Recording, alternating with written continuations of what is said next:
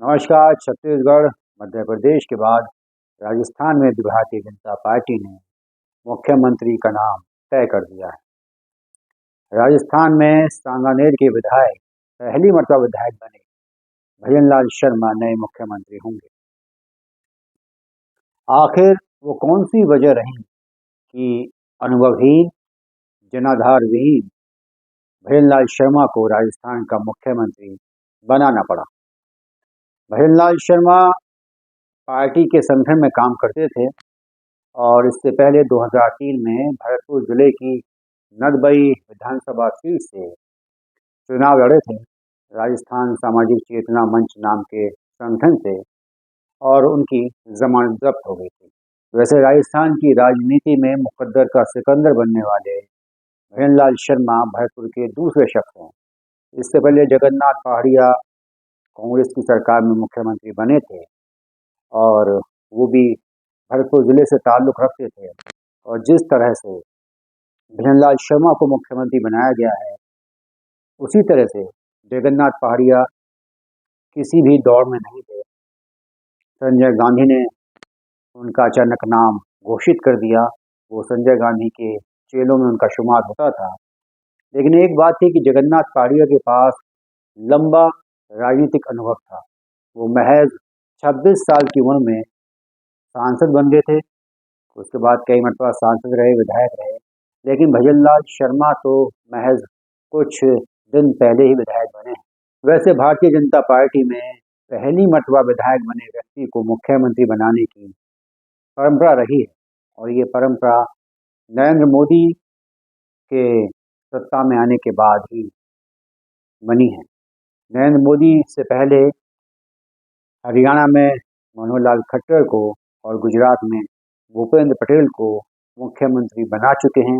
ये दोनों ही पहली मरतबा विधायक बने और सीधे मुख्यमंत्री बने। वैसे भारतीय जनता पार्टी में बगावत के लिए कोई जगह नहीं है। इससे पहले 2-3 वाक़ये मिलते हैं जब नेताओं ने बगावत की।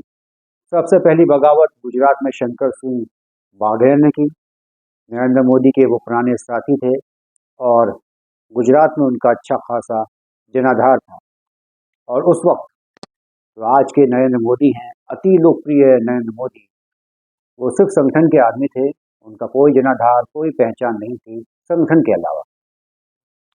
इसके अलावा उत्तर प्रदेश में कल्याण सिंह ने 2 मरतबा बगावत की और उमा भारती ने मध्य प्रदेश में। ये अलग बात है कि शंकर सिंह वाघेला को माफ़ नहीं किया गया, लेकिन कल्याण सिंह और उमा भारती को माफ़ कर दिया गया। वैसे भी राजस्थान में बगावत की कोई आशंका नहीं है।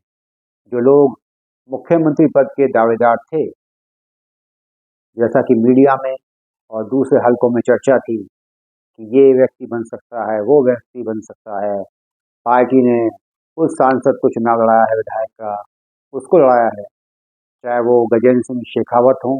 वो चुनाव तो नहीं लड़े, लेकिन उनका नाम मुख्यमंत्री पद के दावेदारों में था। ओम बिरला जो कि लोकसभा के अध्यक्ष हैं, उनका भी नाम था, वो भी चुनाव नहीं लड़े वैसे। इसके अलावा राज्यवर्धन सिंह राठौर, किरोड़ी लाल मीणा, दिया कुमारी और भी कई, बाबा बालकनाथ, इन सब के नाम थे।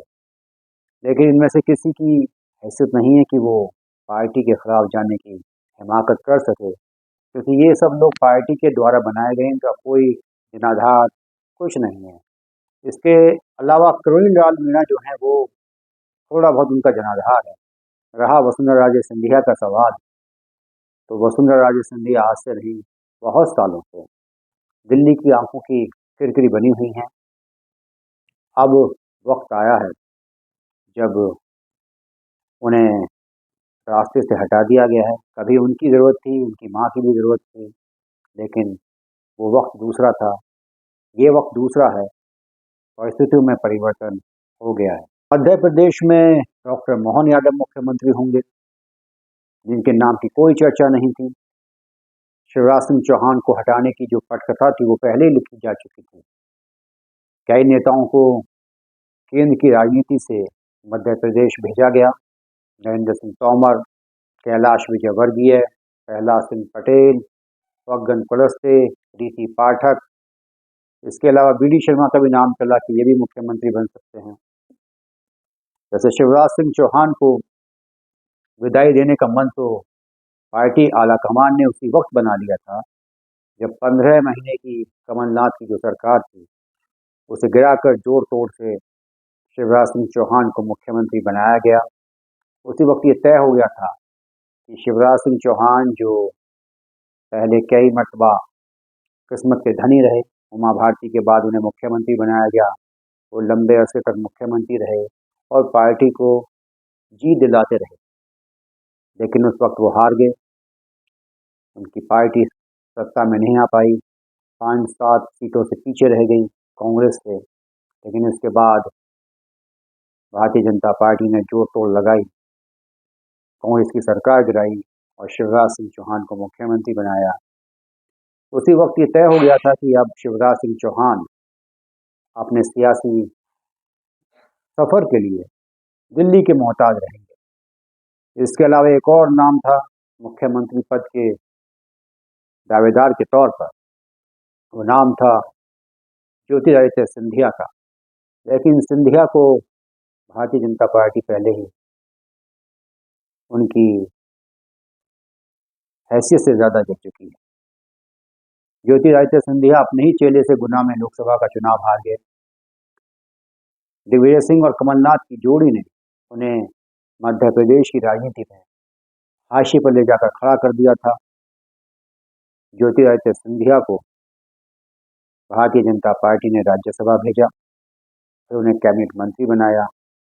अब ऐसे में अगर उन्होंने फिलहाल बागी रुख अपनाया तो न घर के रहेंगे न घाट के रहेंगे, सब्र के साथ रहें तो हो सकता है कि आने वाले वक्त में पार्टी उन्हें कोई और अच्छी भूमिका में रखे।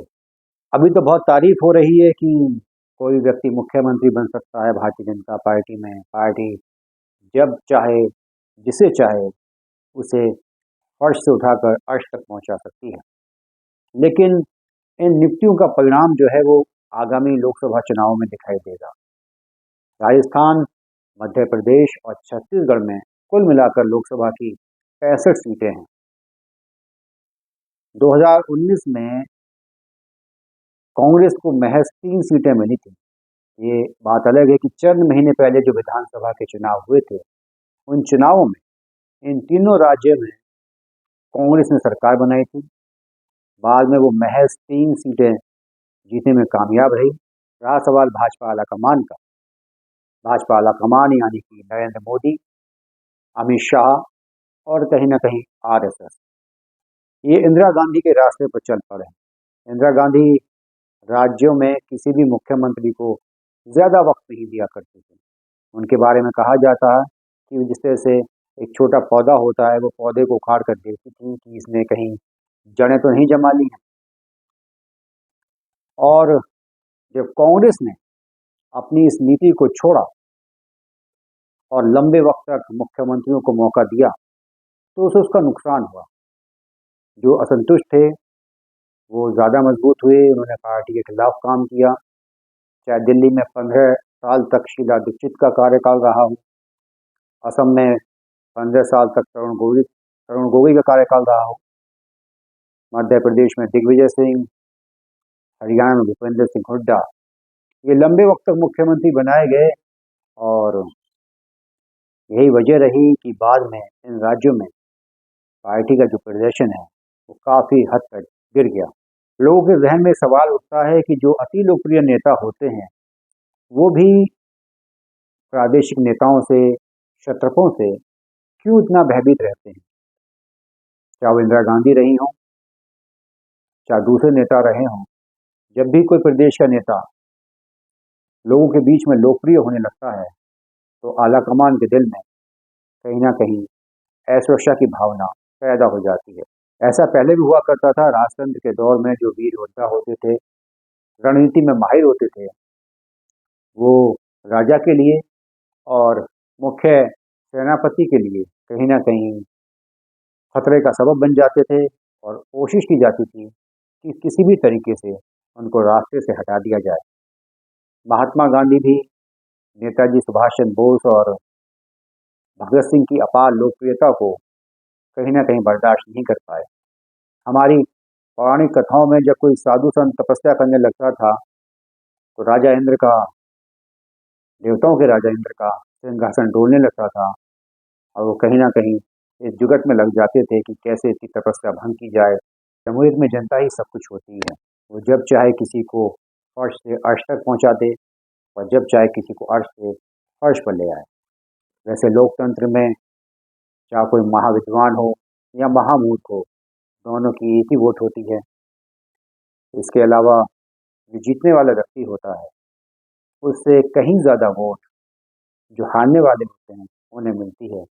लेकिन बहुदलीय लोकतांत्रिक व्यवस्था में ऐसा ही होता है। इस देश में सरकारें पहले भी ऐसी बनती रही हैं और आइंदा भी ऐसी बनती रहेंगी। जब राजीव गांधी को भारत में लोकतांत्रिक इतिहास का सबसे बड़ा बहुमत मिला तब भी वो 50% वोट नहीं पा सके थे, यानी कि 50% से ज़्यादा लोग उस वक्त भी उनके मुखालिफ थे। यही लोकतंत्र की खूबसूरती है और यही लोकतंत्र की सबसे बड़ी कमजोरी है। नमस्कार, जय हिंद।